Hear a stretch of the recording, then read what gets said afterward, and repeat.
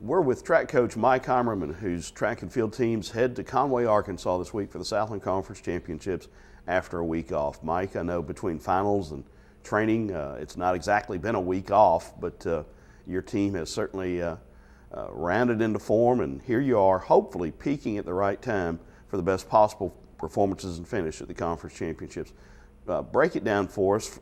Start with the men, if you will, and tell us what to look for this weekend in Conway. All right, well, thanks. Physically, everybody is rounding into form.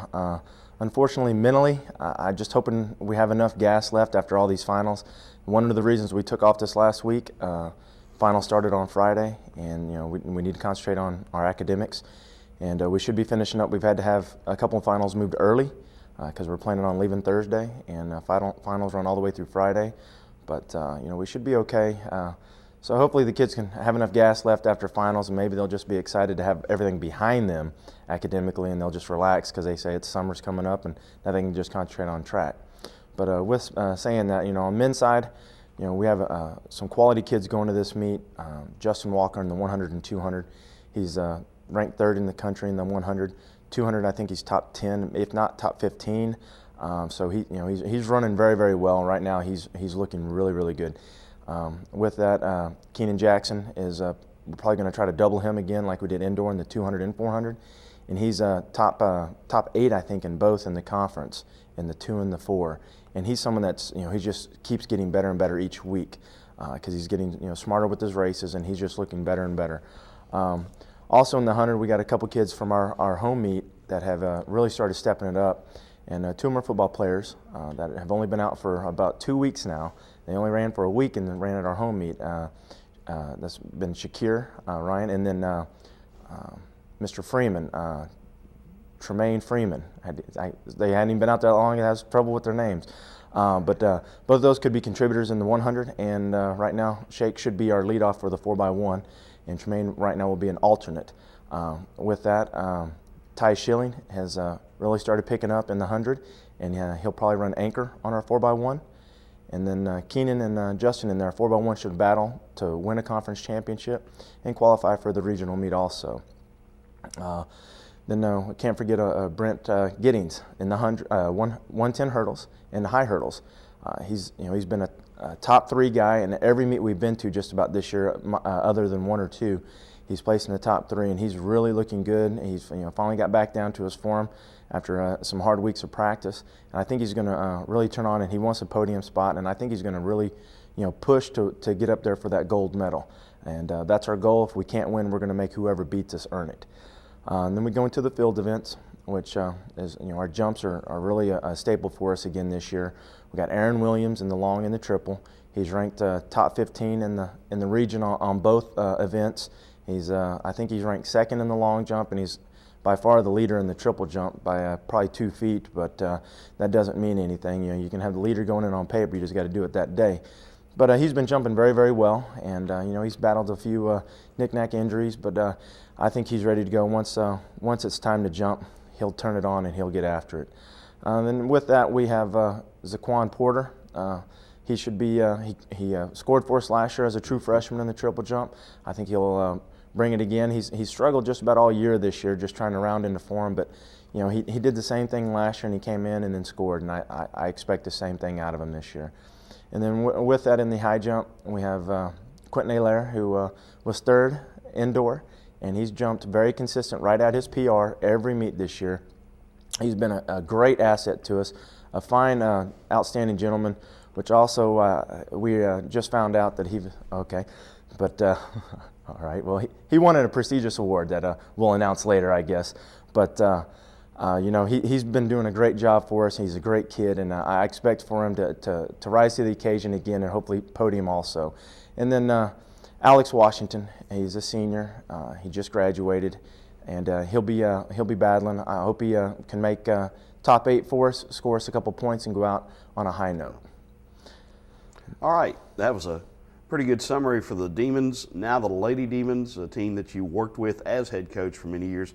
I know some seniors who you are particularly attached to, and some outstanding throwers, a lot of quality people on the women's side for Northwestern. Yeah, they're a lot like the men. All these kids have worked really, really hard this year with the coaching's change. Even though that I've been here for all these years, and worked with the throwers, and Coach Wesley Miller's been here the last 2 years as the jumps coach. He still had a new role this year and had a little bit more input and just more structure he was given. And then with the new coaches, Chad Leith and Amy Gwynn, it's been a credit to our coaching staff and to the kids to make adaptation and changes to each other. And we've done a lot in 1 year with some of our rules and regulations. So it's a credit to both the coaching staff and the kids to kind of make this change and make it work. It hasn't always been a perfect scenario out there, but it's we're just one big family, a very big family. Between about 50 kids and the coaches and our staff. So there's good days and bad days, but we've made through it, and we've had a good year with it, and hopefully some of these girls can pull out and we can make it work at the end. But we'll start with that in the 100. Kenya Mcdaniel is a senior. She has 1 more year eligibility left, and I'm hoping we can talk her into coming back. So when she's listening to this, hopefully we can talk her into it. But she's really rounded into form and everything for us. She's a top 10 or 12, I think, in the 100, the 200, and she's our leading long jumper, which is she's ranked in the nation now. I think in the top 25 in the nation in the long jump. I mean, she's I hate to use this term. She's finally getting to where we thought she was going to be 2 years ago, and she might kill me for that. But she's really jumped into it and gelled with Coach Leith and Coach Miller, and has really taken off. So, hopefully, I expect some big things from her, and I think she's going to come through. And then with that, we have a lot of youngsters. We have a couple more seniors, I guess, with Quiana Griffin in the 400. She's I think ranked 3rd in conference right now, our school record holder, and she ran really well at our home meet. And we really didn't have a lot of competition, so I'm hoping, she's super competitive and doesn't like to lose, so I'm thinking she's going to get after it at the conference meet, because there's a girl from Oral Roberts that's just running some unbelievable times right now. Then she's going to run as close as she can to her, if not, try to beat her. And then Consuela Lindsay, another senior, school record holder, in the 400 hurdles. Same thing. She's kind of ran through the motions a lot of our meets this year, and the couple meets that we had some competition, it just, wasn't her day that day. And didn't either we didn't run that smart and got out too fast, or we just held too much into the tank, is usually what Consuela does, and then has too much, tries to do too much at the end, and then just not enough real estate to do what she thinks she can. So if we can run a little bit smarter, I think we'll be a lot better in that event. But both those two will be on the 4x4. They're both been on the school record 4x4 team, so hopefully we can rekindle a little bit, and they want a podium. They've podium almost every meet that they've been in at the conference level. So I think indoor was our first time for those two young ladies never to get a medal in the 4x4.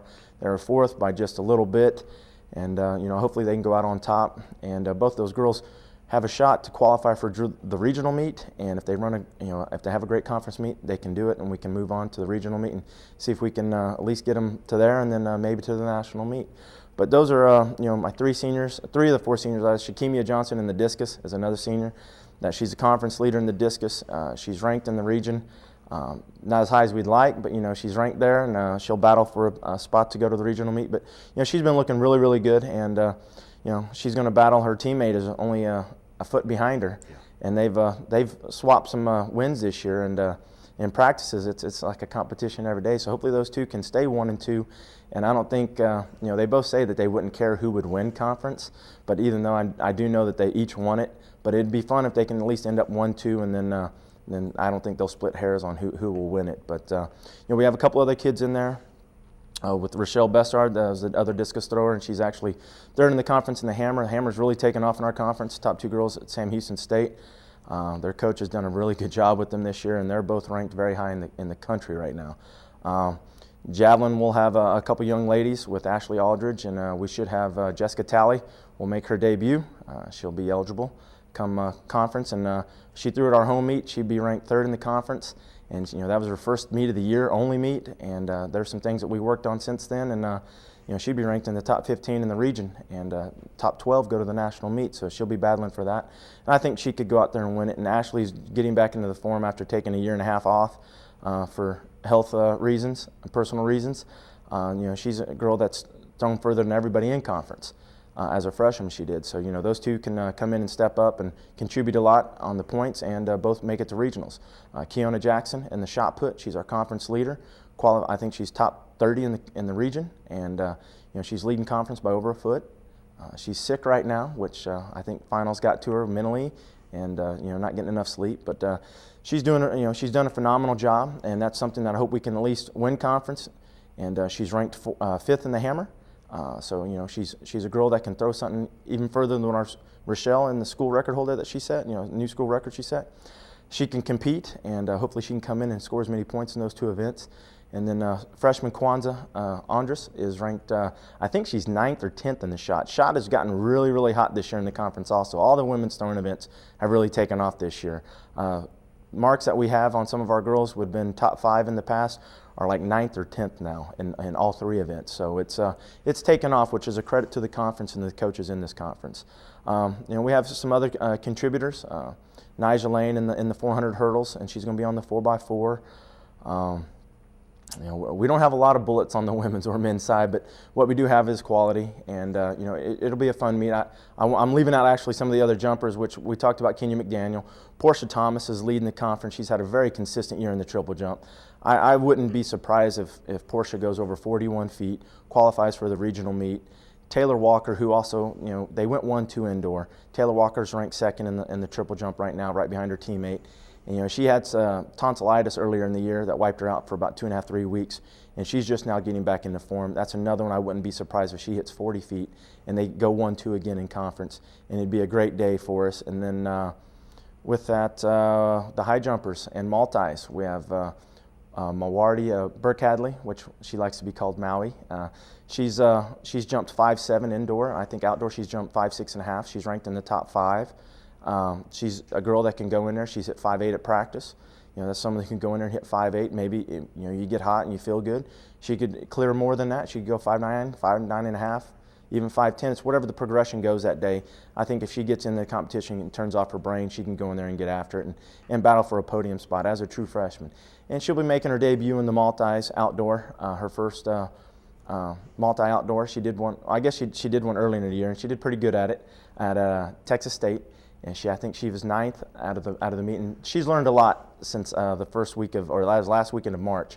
And I wouldn't be surprised she makes a little noise in that this year. It's something that we knew with Maui that it was going to be a year training progress. So it's a good learning experience, and we'll move on for her, and it'll be a credit for her from now on. And then our other senior, actually, she's a grad student. She was a volleyball star, and that's and I'm forgetting her name all of a sudden, but she'll kill me. Nicole. Yeah, Nicole Hijack. And I don't know why I just forgot that. I'm not the smartest guy in the world. But, that's a girl, she's been doing some great things this year. It's been 5 years taken off since high school. And she's just now starting to round back into shape. And, everybody's like, 5 years takes a long time. It does. When you haven't done something for 5 years, it takes a while. If she can do what she does in practice and not overthink it, she can come in there and jump 5.5, 5.6, and be a scorer for us. She can be top 5 girl and help us score. And on the women's side, we're looking to battle for a top 3 finish, team finish, men, just like indoor, hopefully be a top 5 team finish. And for what we have, I'd be very proud of that. And with the coaches, I'll be proud of the coaches and the kids for putting in all this work this year. And it'd be a great end of the year. And then we go into some of the individual accolades for postseason. But it's been a great year, and just excited to get to Conway this weekend. Hopefully the weather's not too bad, and if it is, we got the same conditions for everybody. We'll just go there and battle, and it'll be a good weekend. And as you said, after this weekend, the season doesn't immediately halt for everybody. Some of your top athletes will be competing in the last chance meet, and then hopefully NCAA regionals and national championships. Correct. Since the weather's going to be bad, or it's forecasted to be bad, we went ahead and scheduled a last chance meet. And since our meet's a little earlier, it's a week earlier than it usually is. It's 3 weeks from our conference meet to the regional meet. That's a long time to not be active for a meet. So we'll be taking some of these kids, the kids who are actually qualified or close to qualifying, to a last chance meet at Georgia Tech in Atlanta, Georgia, the following weekend after conference. And then, so I'll give them every opportunity they can to qualify. And then, some of them that'll just need to get some extra reps in. And Then after that, we'll have some kids who qualify for regionals, have 2 more weeks before we go to Jacksonville, Florida, to University of North Florida, and compete for an opportunity to move on to Eugene for the finals. Should be exciting. Good luck this weekend. Thank you so much. Thank you.